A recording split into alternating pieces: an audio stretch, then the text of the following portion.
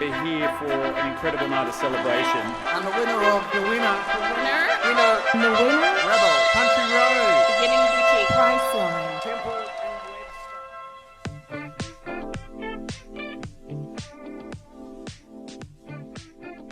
So in 2015, we'd already been publishing the top 100 list for a couple of years in the e-commerce leaders playbook, and we had an internal discussion and thought, let's do something big to celebrate the top 100. And that's where the genesis of the All-Star Bash came from, not just celebrating those who wanted to enter awards, but our list of rankings for the top 100 in Australia. Let's have a big party to celebrate all of them, not just the ones at the top.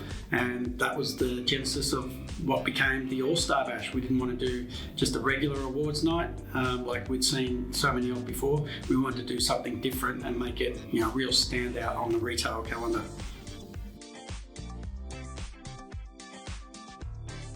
Being based in Melbourne and seeing so many retail headquarters in Melbourne, we wanted to do it in Melbourne, so we chose the Glass House as our first venue. It's opposite the Tennis Centre in Melbourne, and it held maximum of 350 people. I think we had 270 for the first event, and then we had 350 the next year, and already outgrew that in our first 2 years, so we knew we were onto something big. Next up was the tennis centre itself. We actually held the event inside Margaret Court Arena on the tennis court for 2 years, where we had tables set up down on Margaret Court Arena. That was fantastic. We even opened up the roof 1 year at the end of it and really loved that. But again, we outgrew the tennis centre, and then we went to the biggest place we could find in Melbourne, and that's Crown Palladium, and we've been there ever since. In that first All-Star Bash in 2016, we were making a lot of stuff up on the fly, and I think about a week to go from the event, I said, let's do an intro video, and came up with this idea to create a Star Wars themed intro video. I don't know why, I cannot recall why at all, but it was a massive hit, and we photoshopped some characters into the intro video, where we had, I think, people who were there. So we had Kate Morris from Adore of Beauty was Princess Leia, Tony Nash from Booktopia was Obi-Wan, and Gabby Leibovich was Han Solo. They all loved it. It was a great start to the event, a lot of claps, and really set the tone for the night ahead. I've become known for wearing this white tux at the event. I think that happened in year 2. I have changed lately, but suddenly that became a big thing at the All-Star Bash, where Grant was going to be up there in his white tux, and I don't know why, but suddenly there were pretty high expectations on what I was wearing, which I thought was pretty hilarious, given I have zero fashion sense. Here I am in my standard blue polo and jeans that I wear to work every day, so I found that quite amusing. When we conceived the All-Star Bash, again, we were looking to do something different. Every awards you go to, you get a trophy or you get some kind of certificate. Again, wanting to be different, we came up with the idea of doing the All-Star jerseys, the singlets that everyone knows, and they're highly sought after. And it's been fantastic over what's nearly 10 years now to see these hanging in headquarters all around Australia of some of the biggest retailers in Australia who are so proud to get one of these special All-Star jerseys. I think it's a real emblem of the All-Star Bash, and we're really proud of that point of difference.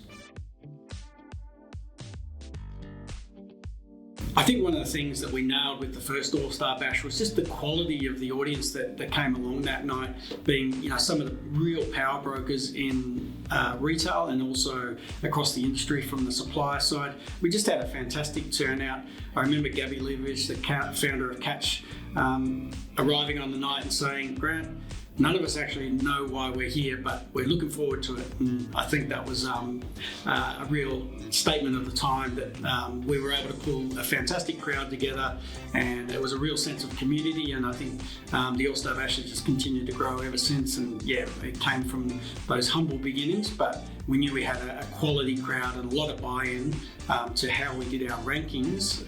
There was a lot of respect for those, and so we were able to get a quality audience from the start. I think some of the entertainment we've had over the years has been outstanding, from comedians like Tom Gleeson, who was absolutely hilarious, and more recently we've had Samantha Jade and Nat Bassingthwaighte performing on stage. High caliber MCs like Naomi Robson, Hamish McLaughlin for a number of years, and the one we had in 2024 was absolutely hilarious. Merrick Watts, and had the crowd absolutely in stitches all night, and stitched me up in a big way as well, and I think he secretly loved that, but so did everyone else in the room. So yeah, I think we're really well known for our entertainment, and even down to our gold men. We put on these live statues. It was funny, the first year we brought them in a couple of years ago, no one actually realised they were actually humans. They stood still and people got their photos taken with them, and people actually thought they were mannequins, not humans, and it turned out to be these boys in gold paint and gold undies. And this year they made an even bigger impact, and everyone wanted their photos taken with them. So again, creating these emblems has been a great part of what we do at the All-Star Bash. We definitely haven't always got it right. We've had some misses as well. We've had some shockers in terms of entertainment over the years, and I'll take the blame for that, and did. But most of the time we've managed to put on an exceptional spread of entertainment. The sponsors that we've had for the All-Star Bash over the years have just been amazing. Some of the absolute movers and shakers in e-commerce, the suppliers that really drive the industry, global technology companies to local fantastic agencies and logistics providers. So yeah, we've really had a strong support for the All-Star Bash because of the audience that we get, but also we're very thankful to all the sponsors who support the event. My favourite memory of the All-Star Bash, look, it's probably the first one when we just knew we nailed it, to be honest. From the very get-go, when we launched that crazy Star Wars video and just had everyone clapping, we knew we were onto something, and to see that crowd in the room was amazing, and we knew we'd be successful from there on. I think also another one of my favourite memories is the gold men, and seeing people think that they were actually statues, these boys in their gold body paint and glitter and undies. Another favourite memory is certainly being at the home of the Australian Open and having the event in Margaret Court Arena on the floor, and being able to open the roof to this stadium on the night. And that was certainly something I'd planned for, and was amazing to see and a lot of fun. I couldn't be more excited and proud of the All-Star Bash that we've made it to 10 years, and it's going to be super exciting this year. We've got a lot more entertainment than ever before lined up, few surprises in store as well, and really looking forward to celebrating 10 years of the All-Star Bash. Some people have been to every single one, I have, and it's going to be a huge night once again at Crown Palladium, so can't wait.